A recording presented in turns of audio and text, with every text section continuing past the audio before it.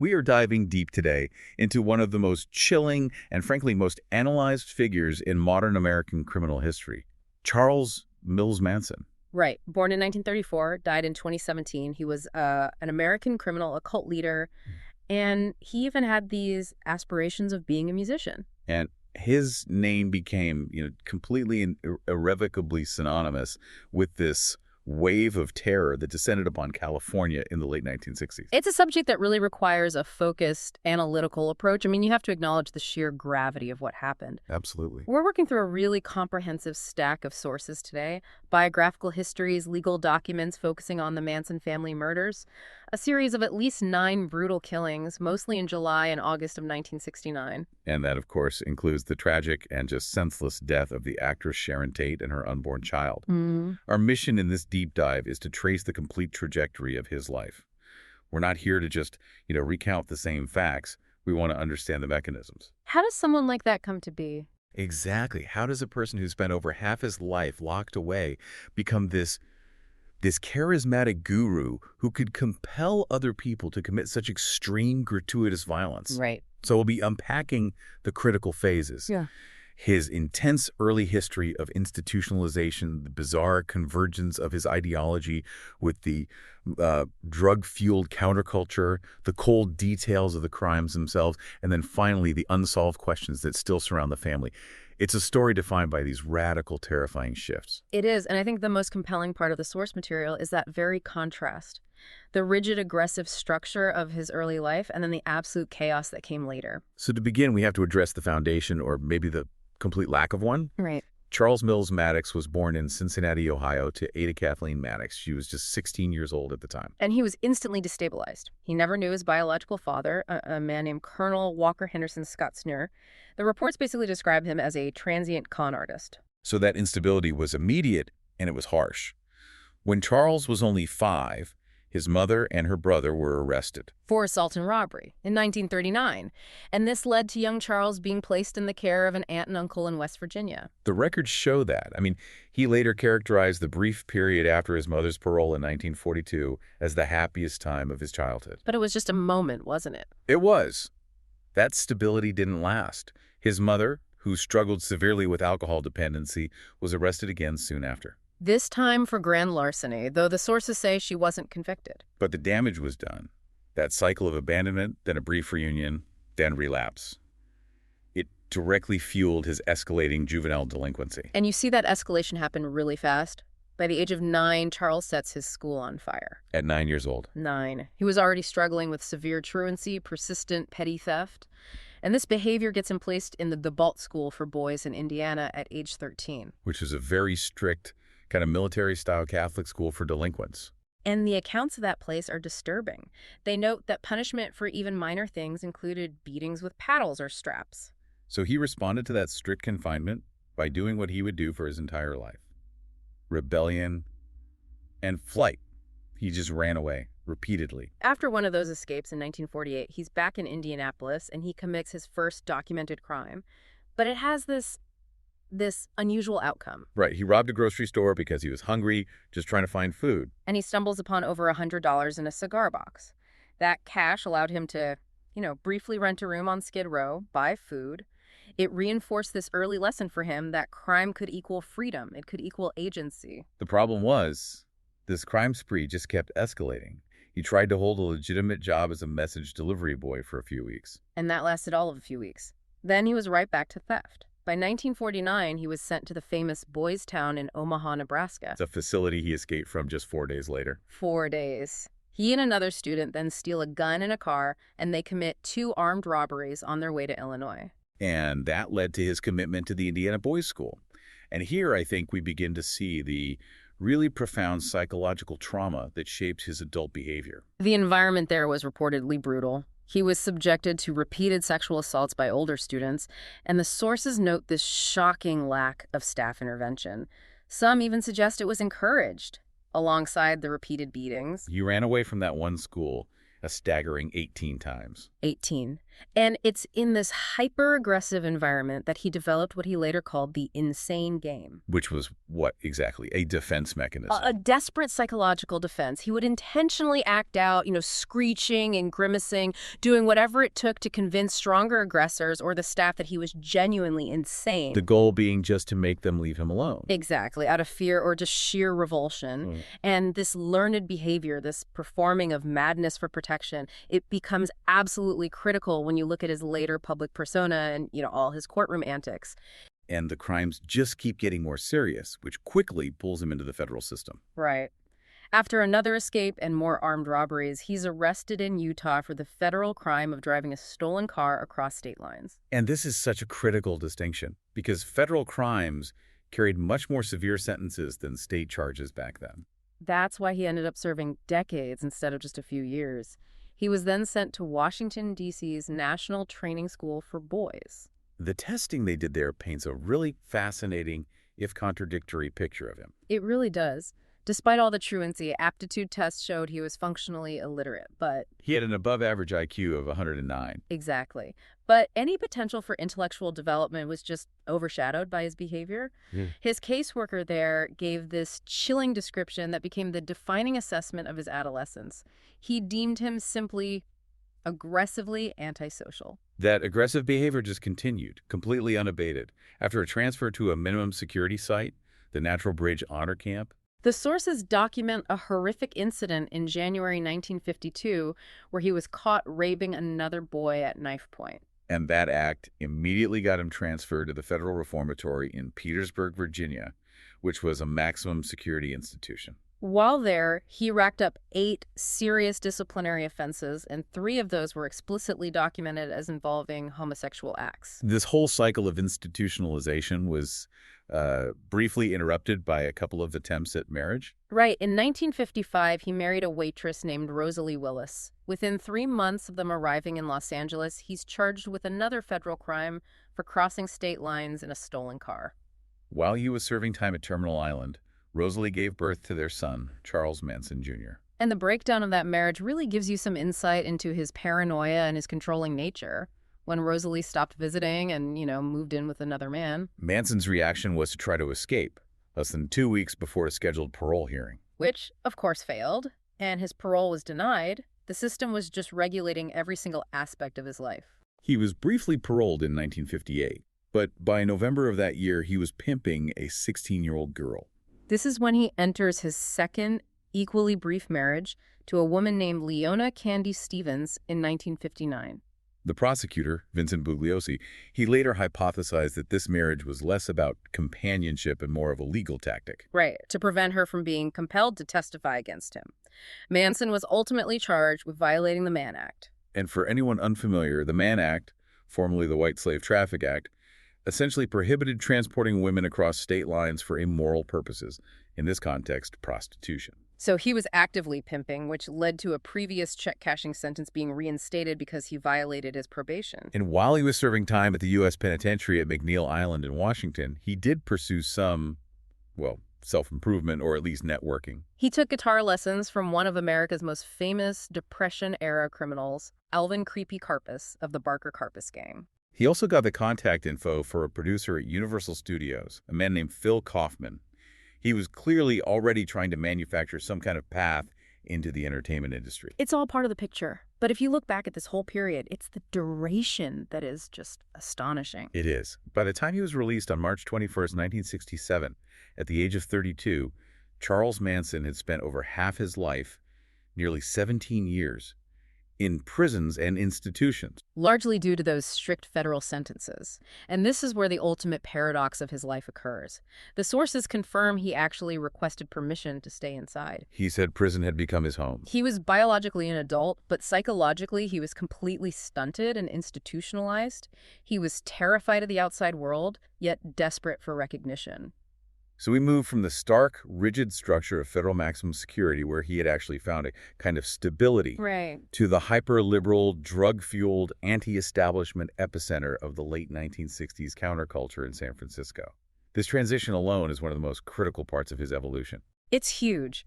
Less than a month after his release in 1967, Manson moves first to Berkeley, and then quickly relocates to the famous Haight-Ashbury district. An environment defined by its experimental nature. Manson immediately starts using LSD frequently. And here is where we uncover a truly bizarre detail from the source material, this strange intersection of government research and criminal activity. Manson's own federal probation officer, a man named Roger Smith. Right. He was actually working at the Haight-Ashbury Free Medical Clinic, the HAFMC, which Manson and his rapidly growing circle of followers began to frequent. And the sources confirm that Roger Smith and the clinic's founder, David Smith, were getting significant funding. Funding from the National Institutes of Health and, reportedly, the CIA. It was all under the umbrella of studying the psychological and social effects of LSD and methamphetamines on the counterculture. So Manson and his group weren't just taking drugs. They were literally subjects in a research project. Exactly. The implication is enormous. You have this highly volatile, recently released convict who is suddenly thrust into a sort of laboratory-like environment where high-potency drugs are available and being actively studied. And David Smith, who observed him closely, noted that the change in Manson's personality during this period was the most abrupt Roger Smith had observed in his entire professional career. The clinic was essentially providing this enabling environment for his mental and philosophical shift. And this new freedom, coupled with the heavy drug use, it allowed Manson to synthesize his own philosophy, this bizarre, potent, and entirely self-serving mashup. He pulled elements from the Bible, from Scientology's rhetoric about clearing the mind, from Dale Carnegie's self-help, From Robert Heinlein's sci-fi novel Stranger in a Strange Land, and crucially, from the music of the Beatles. Let's break down that synthesis because it's really the operating system of the family. He weaponized these sources. How so? Well, he took Carnegie's principles, which are about winning friends and influencing people, and he just warped them into methods for absolute psychological control. And Stranger in a Strange Land. That's about a human raised by Martians who comes to Earth and becomes a messiah figure. Manson drew this profound sense of self-importance from that, a messianic identity. He claimed he was the second coming of Christ and combined it with apocalyptic interpretations of the Bible. And this philosophy, it proved irresistible to vulnerable people. Highly effective. His recruitment targeted social outcasts and emotionally insecure individuals who were just searching for meaning. His first major recruit was Mary Brunner, a 23-year-old UC Berkeley library assistant. Followed by Lynette Squeaky Frum. He offered them not just drugs and freedom, but this absolute sense of belonging and divine purpose. Brunner even had his son, Valentine Michael. David Smith, who was observing all this at the clinic, analyzed Manson's method as psychological reprogramming. He said Manson used LSD, sleep deprivation, and unconventional sexual practices to turn his followers into empty vessels that would accept anything he poured. And this wasn't accidental. Family member Paul Watkins later testified that while Manson encouraged these large group LSD trips, Manson himself would strategically take lower doses. So he could keep his wits about him. Exactly. He could maintain supervisory control while his followers' minds were completely compromised. The narrative he sold them was that they were the reincarnation of the original Christians and that the establishment, the police, Hollywood, the government, were the Romans. Right. And the group grew quickly, settling into a communal life. The followers, who were mostly young women, were later infamously dubbed the Manson Family by the media and Vincent Bugliosi. And the cult activity quickly led them right into the heart of the establishment Manson claimed to despise, Hollywood. In April 1968, Dennis Wilson of the Beach Boys picked up two female hitchhikers, Patricia Krenwinkel and Ella Jo Bailey. And they introduced him to their guru, Charlie, a man who had only recently been released from prison. Wilson was initially fascinated. He referred to Manson as the Wizard. And he made this extraordinary decision to house Manson and his growing family at his Sunset Boulevard home for about 6 months. The sources detail that the women essentially acted as servants. And Manson, using this incredible access, recorded numerous songs at Brian Wilson's home studio and was aggressively seeking a record contract through the producer, Terry Melcher. This period led to the infamous song conflict. The Beach Boys recorded Manson's song Cease to Exist, but they renamed it Never Learn Not to Love. Dennis Wilson claimed sole writing credit, stating that Manson had relinquished his publishing rights for, quote, about $100,000 worth of stuff. Manson felt cheated. And the relationship turned highly volatile when Wilson tried to distance himself. The family ultimately stole virtually all of his possessions. They destroyed 2 of his luxury cars. And after Wilson finally moved out, Manson delivered this terrifying symbol of a threat. A single bullet given to Wilson's housekeeper. The message was unmistakable. And that move away from the Hollywood Hills was a direct result of that toxic relationship. It cemented Manson's paranoia and his escalating sense of grievance. In August 1968, the family settled at Spahn Ranch, an old, dilapidated Western movie set. The price of their free rent there was brutal. The female members performed chores and were required to have sex with the nearly blind 80-year-old owner, George Spahn. It was in this isolated, rugged environment that Manson's philosophy mutated into the full-blown, apocalyptic vision known as helter-skelter. He became obsessed with the Beatles' White Album, believing the songs contained coded messages directing him. He interpreted the music, particularly the tracks Helter Skelter and Piggies, as a prophecy of an imminent, violent race war. And Manson, who had this white supremacist worldview from his early life and his time in institutions, believed Black Americans would rise up and commit widespread slaughter against the white population. But in his twisted view, because Black people were not intelligent enough to survive on their own, they would ultimately need a white Manson to emerge from hiding and lead them. Exactly. And the family was actively preparing for this. The plan was terrifyingly specific. They would hide in a massive subterranean bunker beneath Death Valley during this apocalypse, wait for the race war to destroy society. And then they would emerge to clean up the mess and rule the world. This completely absurd twist in prophecy became the central justification, the absolute moral imperative for the wave of violence that was about to follow. The transition from that abstract, absurd philosophy to tangible, brutal murder was swift and systematic in 1969. The escalation was triggered by Manson's fear and his need for revenge. It began on July 1st with the shooting of Bernard Latsapapa Crow. Family member Tex Watson had robbed Crow, who was a drug dealer. And when Crow retaliated by allegedly threatening the ranch and Manson himself, Manson drove to Crow's Hollywood apartment and shot him. Manson was convinced he'd killed Crow, a belief that was seemingly confirmed when he mistook a news report about the discovery of a body of a Black Panther who was not Crow as confirmation. And this fed his growing paranoia. It led him to transform Spahn Ranch into an armed camp. He even hired members of the Straight Satan's motorcycle club for security, believing the Black Panthers were about to retaliate. This fear of the Black Panthers and the desire to frame them led directly to the next murder. Gary Allen Hinman, a 34-year-old UCLA graduate student and music teacher. Manson believed he was wealthy. So Manson sent Susan Atkins, Mary Brunner, and Bobby Beausoleil to hold Hinman hostage over money in late July. Hinman was held for 2 days.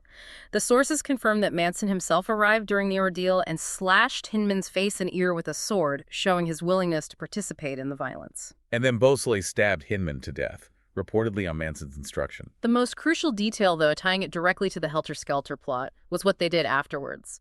Before leaving, they meticulously used Hinman's blood to write political piggy on the wall and drew a stylized panther paw. A clear symbol of the Black Panthers. They were specifically trying to frame them for the murder. And Beausoleil was arrested on August 6th, driving Hinman's car, with the murder weapon hidden in the tire well. This was the practice run for the Teat murders, the catastrophic event that truly exposed the horror of the family. On the night of August 8th, 1969, Tex Watson, Susan Atkins, Patricia Krenwinkel, and Linda Kasabian were sent to 150 Cielo Drive. A highly significant address.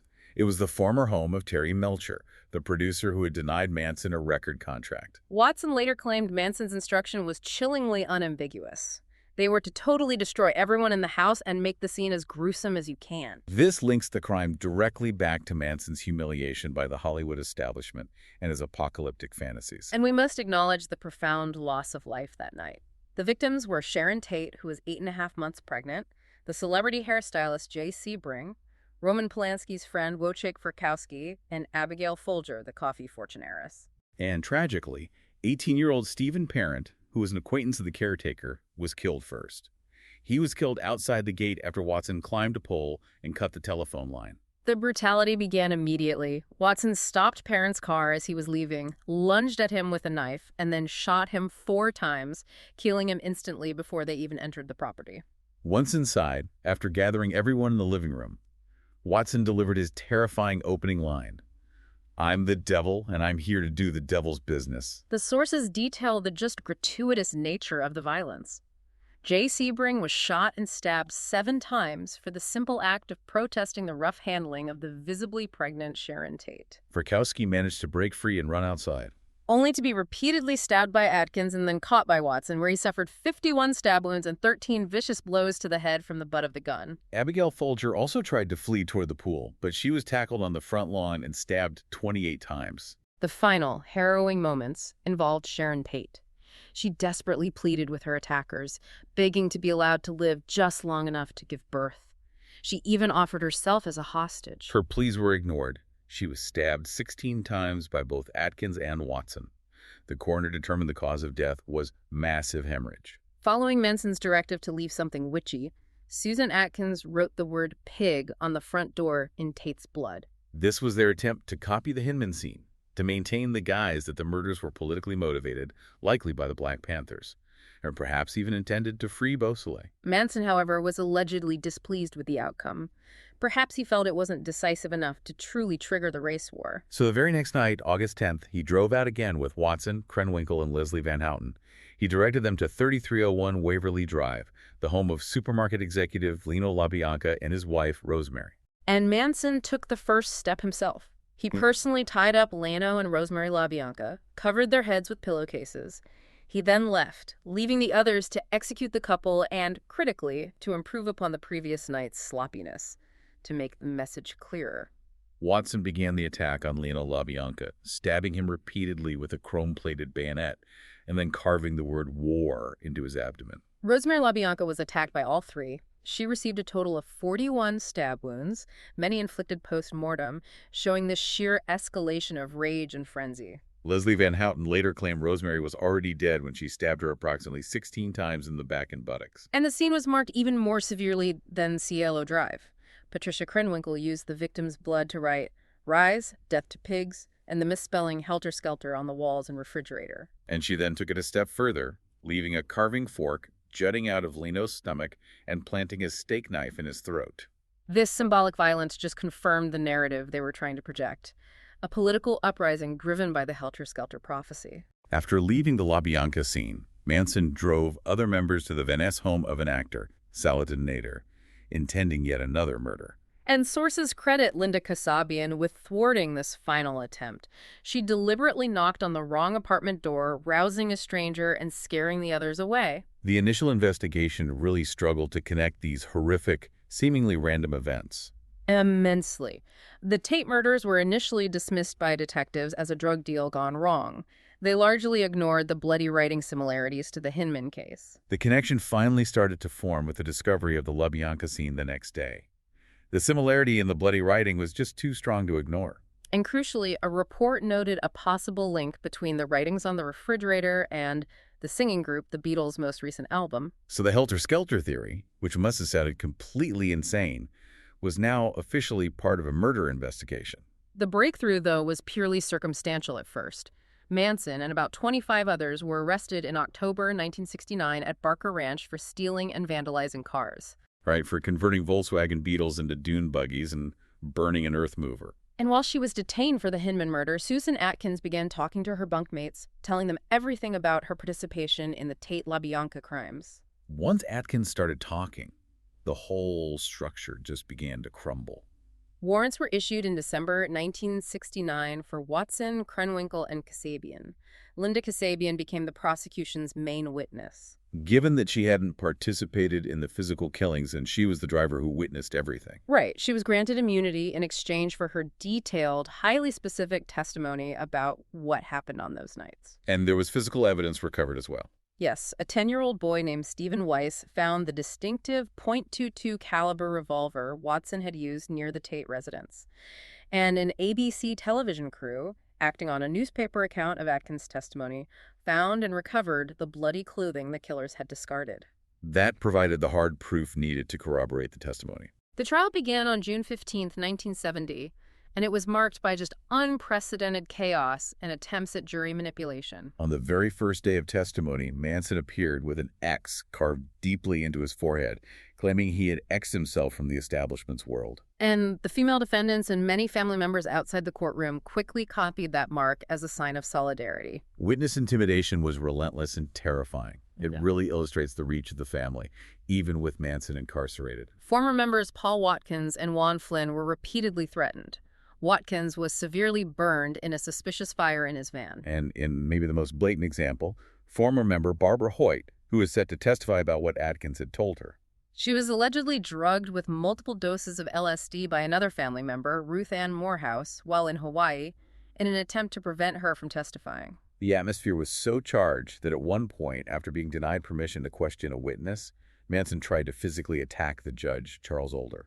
And the sources confirm that after that incident, Judge Older began wearing a revolver under his robes for the rest of the trial. The reality in that courtroom was one of palpable threat. The prosecution's core argument, spearheaded by Vincent Bugliosi, centered entirely on the helter-skelter theory. They argued that Manson intended to trigger the race war by using these symbolic crimes to frame black groups, thereby proving the conspiracy to commit murder, even though he wasn't physically present for every death. And the bloody writings pig, helter-skelter, that was the critical evidence. The defense rested its case without calling its witnesses, which angered the defendants. Then the women demanded to testify. And their version presented this complex and ultimately failed counter-argument. They claimed the killings were a deliberate copycat of the Hinman murder, intended to free Bobby Beausoleil by shifting suspicion, and they tried to place the blame for planning the Tate murders on Linda Kasabian, the immunity witness. Manson himself eventually testified when the jury was removed, denying he ever ordered his followers to kill. He argued that the music itself was telling the youth to rise up, not him. He said, "To be honest with you, I don't recall ever saying, 'Get a knife and a change of clothes and go do what Tex says.'" The attempt to save him through that copycat scenario failed completely. In January 1971, the jury returned guilty verdicts against Manson and the 3 female defendants on all counts. During the penalty phase, Manson shaved his head and trimmed his beard, telling the press, "I am the devil, and the devil always has a bald head," a mark the female defendants later duplicated. All 4 were sentenced to death. However, this is where the legal system intervened and created a major historical moment in California law. The 1972 California Supreme Court ruling in People v. Anderson. Exactly. It found the state's death penalty statute unconstitutional, so their sentences were all commuted to life imprisonment with the possibility of parole. This commutation was a statewide blanket ruling that affected every inmate on death row at the time. It saved his life. So Manson spent the majority of his remaining 50 years institutionalized, moving through maximum security facilities like Terminal Island, Folsom, and San Quentin.